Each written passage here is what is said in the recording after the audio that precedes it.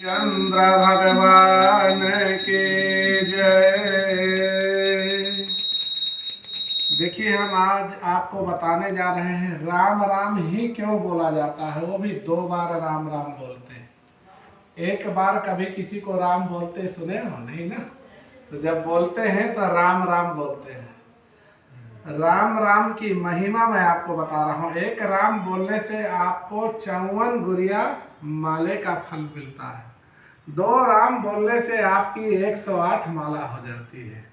वो कैसे? हिंदी के जो वर्ण हैं या इंग्लिश के भी जो वर्ड होते हैं 36 वर्ड होते हैं। तो 36 वर्ड में पहला क्या आता है? रा। तो रा के अंक बनते हैं 25, 25 अंक, 25 हो गए। फिर क्या आता है? आकार। तो छोटा आ और बड़ा आ।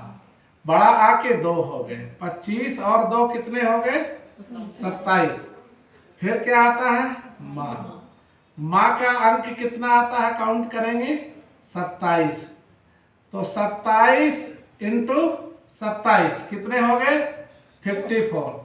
तो एक राम बोलते हो आपकी आधी माला पूरी हो जाती है।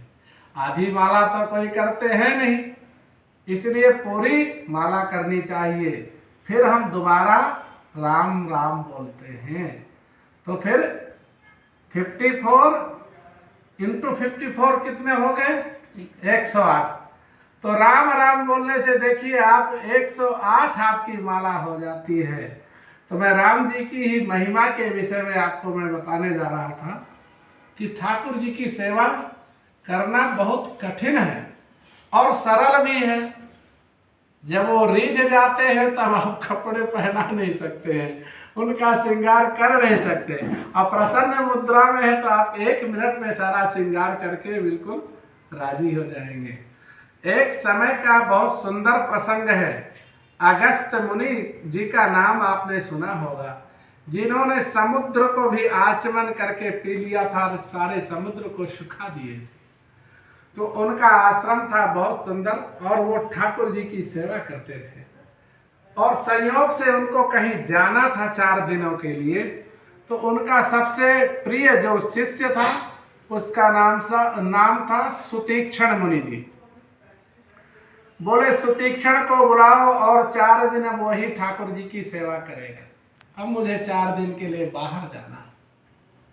अब ऋषि जो है भगवान को नमन करके नमस्कार करके चले गए और सुतीक्षण मुनि जो उनके शिष्य थे उनको समझा दिए कि ठाकुर जी की बढ़िया से सेवा करना, सुबह दूध का भोग लगाना, मिश्री का भोग लगाना, फलों का भोग लगाना, मेवा का भोग लगाना और दोपहर में जो प्रसाद आश्रम में बने वो सबसे पहले ठाकुर जी को भोग लगाना और शाम के समय भी ठाकुर जी को प्रसाद का भोग लगाना, जो भोजन बने, और 1 गिलास जो है दूध पीने के लिए देना।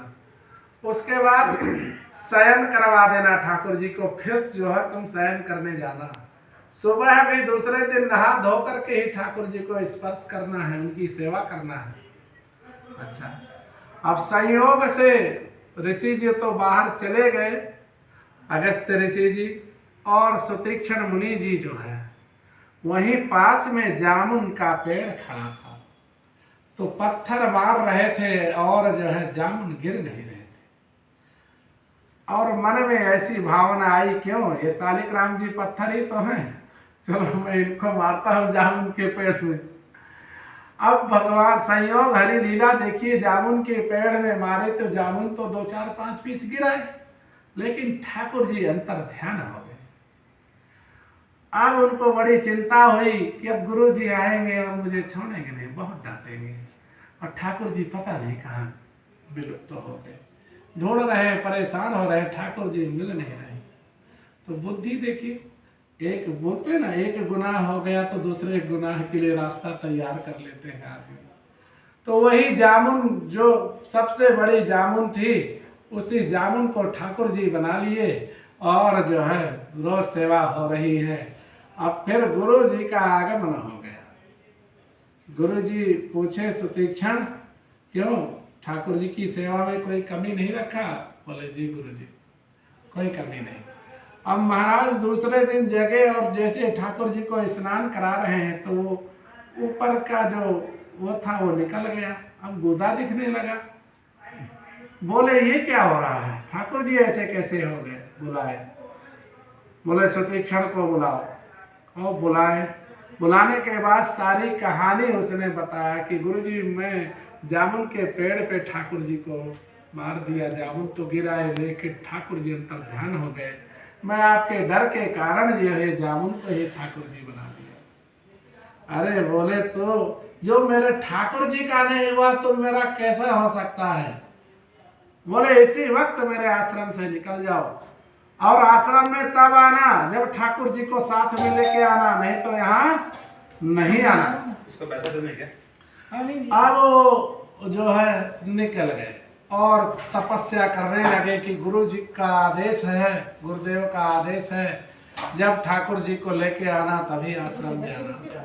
अब वो तपस्या कर रहे हैं। भगवान राम लक्ष्मण सीता सहित जो है उनको इच्छा हुई अगस्त मुनि के आश्रम जाने की, तो वो रास्ते से जा रहे थे तो देखे कि ये बालक तपस्या कर रहा है। उसको हिलाए डुलाए, बोले क्या क्यों किसकी तपस्या कर रहे हैं? बोले मेरे गुरु का आदेश है कि जब ठाकुर जी को लेके आना तब मेरे आश्रम में आना, मेरे से एक गलती हो गई थी और ठाकुर जी लुप्त हो गए। तो बोले मैं तुम्हारे गुरु जी के आश्रम ही जा रहा हूँ। बोले ठाकुर जी को लेके आना। बोले मैं ही ठाकुर जी हूँ, और लेकर के गए हैं आश्रम में। शिष्य लोग जाकर के बता दिए कि सुतीक्षण वापस आ गया। गुरु जी का गुस्सा और चढ़ गया कि मैंने कहा था ठाकुर जी को लेके आना और ये फिर आश्रम में आ गया। प्रणाम किया जा करके। गुरु जी बोले ठाकुर जी कहाँ हैं? मैंने कहा था ना ठाकुर जी को लेके आना।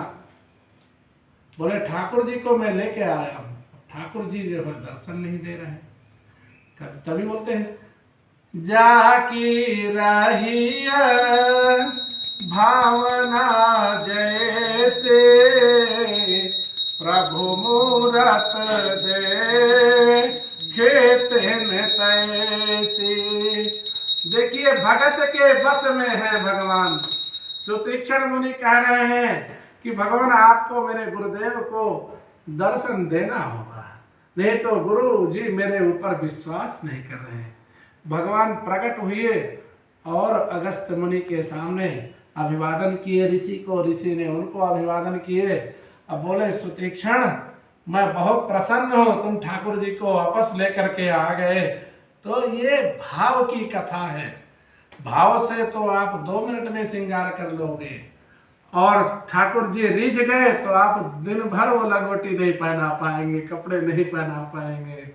तो ये भाव की कथा मैंने आपको बताया, और ये मैंने आपको ज्ञान दिया कि राम राम क्यों करते हैं।